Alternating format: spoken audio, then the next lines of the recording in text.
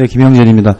저도 아까 정태욱 의원님 말씀대로 지방재정 확충의 문제를 우선적으로 고민하고 그렇게 강조를 하는데 언론적으로는 유효한데 실제로 기초자치단체장들을 쭉 만나보면 과연 어디에서 확충을 할지에 대한 이 대안이 많지 않습니다. 그래서 세목을 교환한다든지 아니면 우리나라가 지방자치가 활성화돼서 각 지방별로 산업이 좀 이렇게 균등하게 발전해 나갔으면 그에 따라서 세원의 문제를 같이 고민할 수 있는데 지금 그런 상황이 아니기 때문에 그 문제를 먼저 제기하면 지방자치단체에서는 사실 대안 없는 얘기가 될 수 있다라고 해서 과연 지방재정 확충에 이 정책 수단을 무엇으로 가질지 지금 나온 지방소비세 인상 이외에 다른 무엇이 있을지를 제가 보기엔 한번 우리 배 교수님께서 한번 말씀을 해주시면 논의를 한번 해볼 필요가 있지 않을까 생각이 들고요.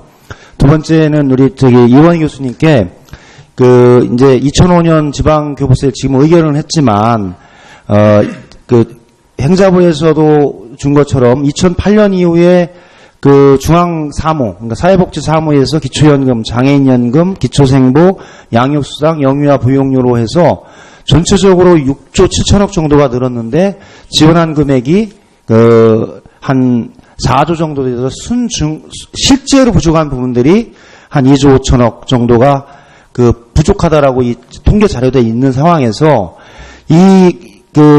교부세율을 인상을 하면서 이 문제를 구조적으로 좀 한번 해결해 주고 그에 따라서 새로운 대안을 만들어 나가는 것이 현 단계에서 필요하다고 보는데요.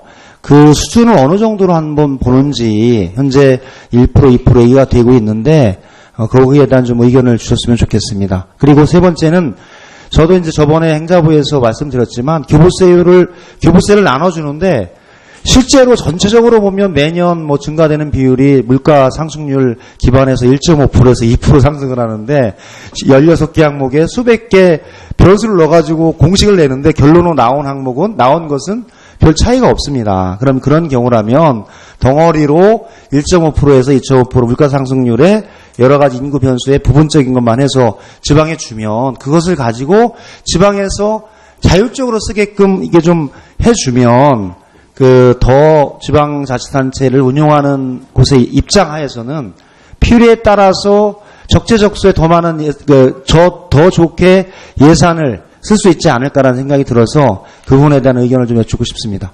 네. 예, 지방 소비세 외에 다른 대안이 없나 질문하신 걸로 이해하면 될까요? 네. 예, 아까 말씀드렸듯이 지방 소득세의 강화도 있을 수 있습니다.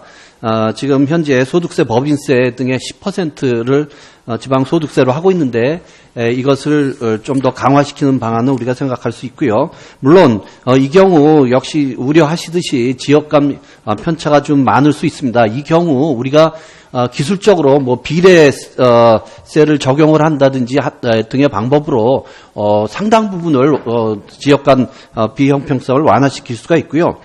기본적으로 이러한 것이 근간이 되고 그 이후에도 어려운 자치단체가 있는 경우에는 우리가 지금 활용하고 있는 교부세를 통해서 충분히 재정적인 어려움을 완화시킬 수 있을 거라고 생각이 됩니다. 마지막으로 한 말씀 드리면 저도 지방자치 에 대해서 많이 고민을 하고 또 많이 돌아다니면서 느꼈던 부분들을 말씀드리면 많은 자치단체들이 사실은 자치를 포기하려는 듯한 인상이 좀 많습니다. 그러니까 스스로의 노력보다는 중앙에서 주는 것에 의존하려는, 안주하려는 그런 모습들을 많이 지켜보면서 안타까움을 많이 느낍니다. 그러니까 우리 모두가 좀 노력을 하는 그러한 자세가 좀 있어야만 중앙에서도 지방의 목소리들 좀 경청하지 않을까 그런 생각을 해봅니다. 예, 이상입니다.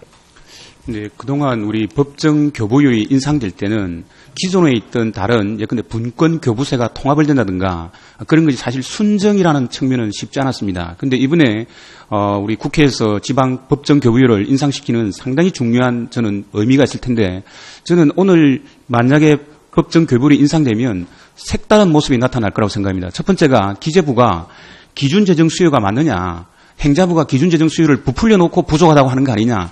아마 기재부가 교부세 배분에 대해서 들여다볼 거라고 저는 생각합니다. 그다음 또 하나가 지금 이 법정 교부율이 올라가게 되면 결국은 중앙에서 재원이 줄어들기 때문에 지금 주고 있는 보조금 사업을 줄이기 위해서 더 강력한 드라이브를 걸 거라고 생각합니다. 그래서 사실은 기능과 예산이 1:1 대응은 되지 않지만 이런 법정 교부율의 변화가 다른 어떤 지방재정제도 여기에 영향을 줌으로써 우리 지방재정의 어떤 큰 변화를 출발시킬 수 있는 계기가 되기 때문에 아주 저는 중요한 역할을 했다고 그렇게 생각하고 있습니다.